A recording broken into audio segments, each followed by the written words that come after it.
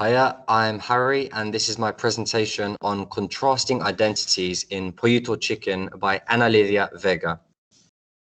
I don't want to go into too much detail on the context, but I do think it's productive to start by quickly just recapping the general context of Lydia Vega to set the scene for some analysis later on. So, Lydia Vega was born in 1946 in Santurce, Puerto Rico.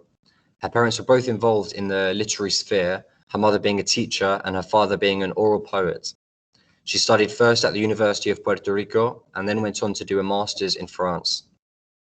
Since she's best been known for her short stories, like a Pollito Chicken, of course, and has become a celebrated writer in Latin American literature, winning the Premio Casa de las Americas award and the Premio Juan Rufo. She was also actually voted for Author of the Year in 1985 by the Puerto Rican Society of Authors. So yeah, Vega is an author celebrated very much in Latin America and in Puerto Rico. Okay, and now moving on to what I would label the main topic of my presentation, which is contrasting identities. My edition of Anna Vega's collection of short stories actually begins with an epigraph in French saying, "Un homme à cheval sur deux cultures est rarement bien assis," which, if you can understand my French, means a man on a horseback between two cultures is rarely well seated. And I think this quote encapsulates the theme of contrast in the story and what Susie goes through being between two cultures and identities. As a title, contrasting identities and a theme being explored, I think they can be broken down separately to contrast and identity, which are both crucial to the short story in themselves. In a way, Vega presents the whole short story as a series of oppositions and contrasts, and this is primarily clear in the fact that the whole text is a mixture of English and Spanish.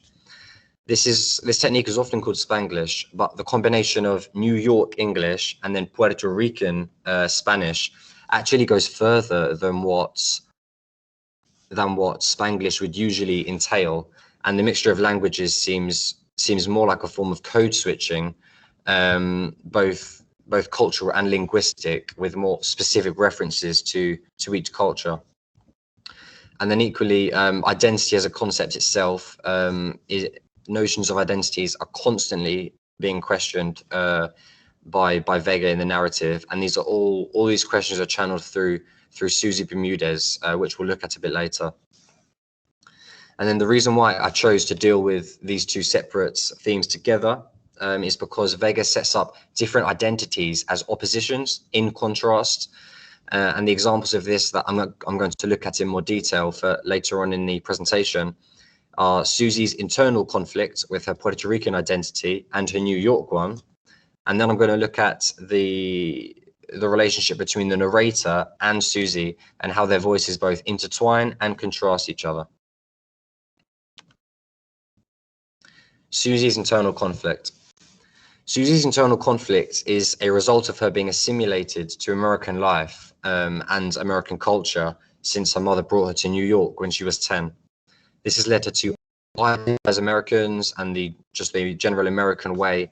And now she doesn't only deny her Puerto Rican heritage by bleaching her hair and constantly straightening it to avoid the natural curls, but she actually possesses a really strong racial and political view against her own Puerto Rican people. An example of this is her consideration when she first arrives to her holiday in Puerto Rico to visit her grandmother, who lives in Lares. However, in the end, she decides to continue with a touristic holiday, which will be around other Americans at a hotel by the pool in the sun. She prioritizes this. She chooses this over visiting her family. And I think this moment is clearly a symbol for Susie prioritizing her American identity that would see Puerto Rico as a typical spring break vacation, holiday, versus a Puerto Rican one that would see the trip as more of a return to her roots, a chance to visit her family again.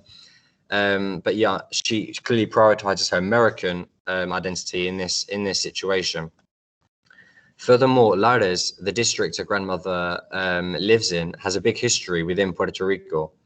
In 1868, they led a pro-independence rebel attempt to nationalize the country, and since then the town has become a symbol for national independence. This makes Vega's image even stronger as Susie turns her back not only on her family, but also this history of the town and this symbol of national independence. She's turning her back on all of this and prioritizing a cheap touristic holiday. In the same passage that Susie arrives in Puerto Rico, she remarks, vociferante crowd disfrazada de colores hoyantes y coronada por kilómetros de hair rollers. This obviously means vociferous crowd disguised in howling colors and crowned by miles of hair rollers. This example of racial profiling shows how far Susie has separated from her Puerto Rican identity at this point in the narrative, that she's not only separate from it and distant from it, but actively fighting and stereotyping against it.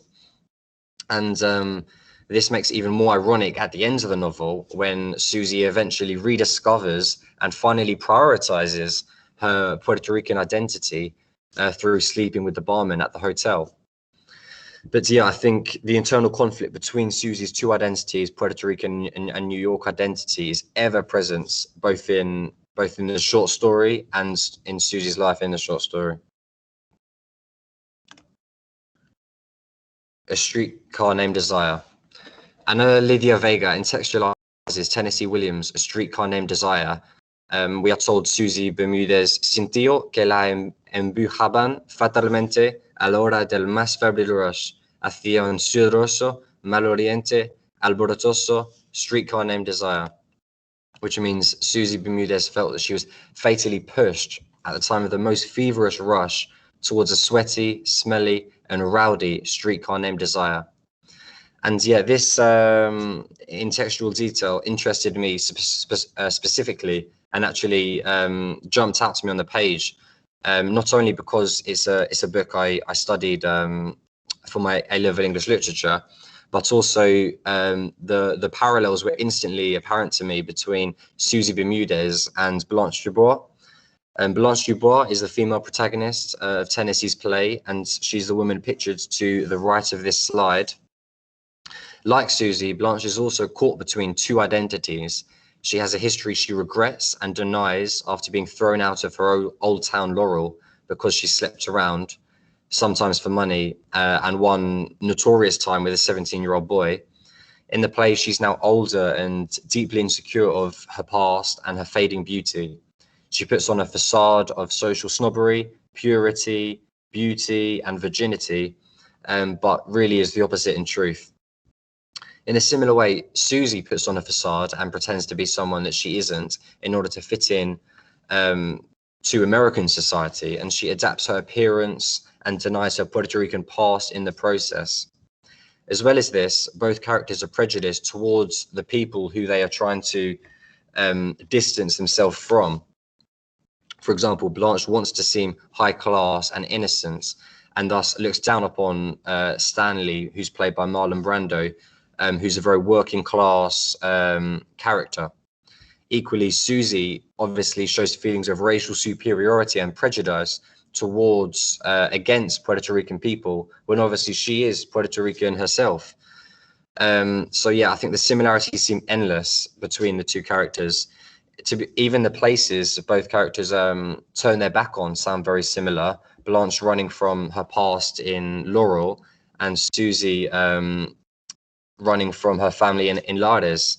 So yeah, I think this is a very important intellectual detail from Vega, which is very significant both in the character and thematic parallels that it provokes between Pollito Chicken and A Streetcar Named Desire. So now having a bit of a closer look at the narrator and the narrator's voice versus Susie's voice. A narrator in Pollito Chicken is an ambiguous one. Both the narrator and the reader know and understand more than Susie does, and this allows the narrator to poke fun at Susie throughout the story. For example, in the first sentence, she puso un spike heel en la oficina. She put on a spike heel in the office. Vega's choice to have the word spike heel in English allow the pun on the word spick, which is a derogatory word for Hispanics in the US.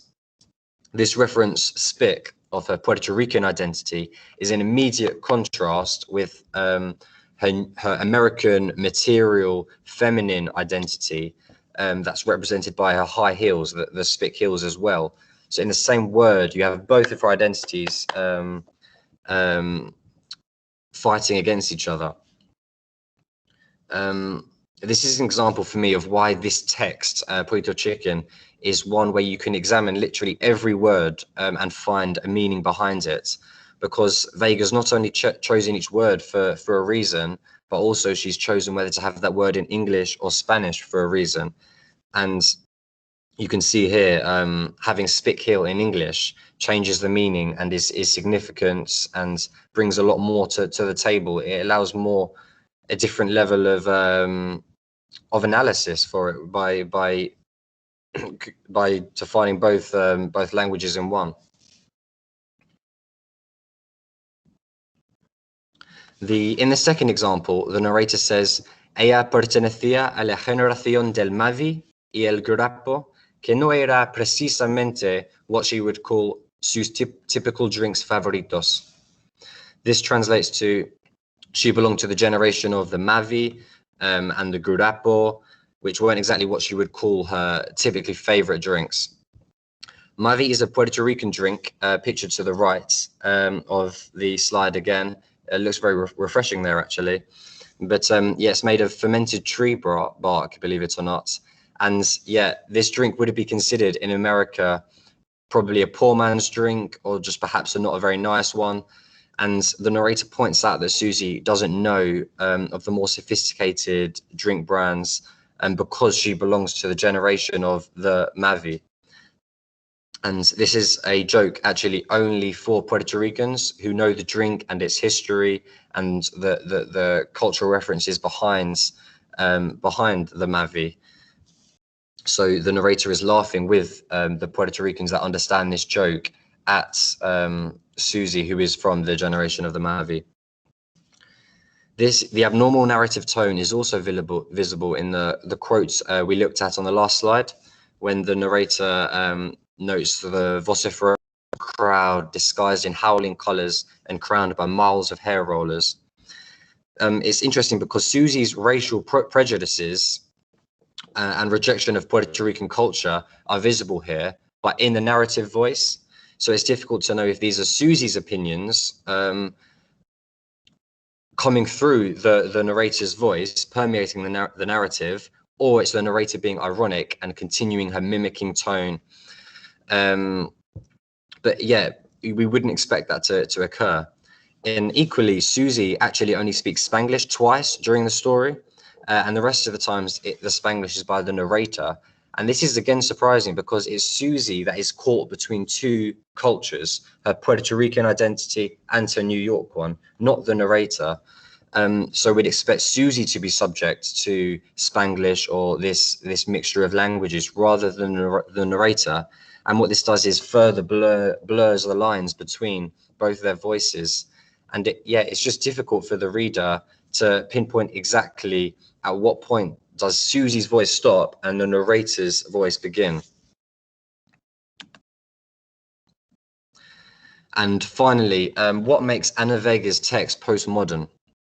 The colonial roots to this short story make it almost innately postmodern, at least in the Latin American understanding of the word, as it's trying to discover and learn truth about itself introspectively, learn how to move on and cut ties with its colonial past and accept its identity, its Puerto Rican identity.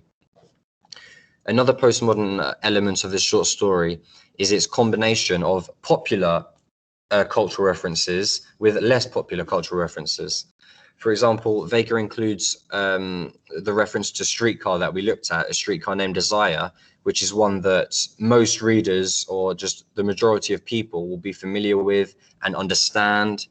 But then we have that paired with references like those to Mavi or Guarapo, which is a reference is only accessible to those who are from that culture, from that geographical location, and understand the reference.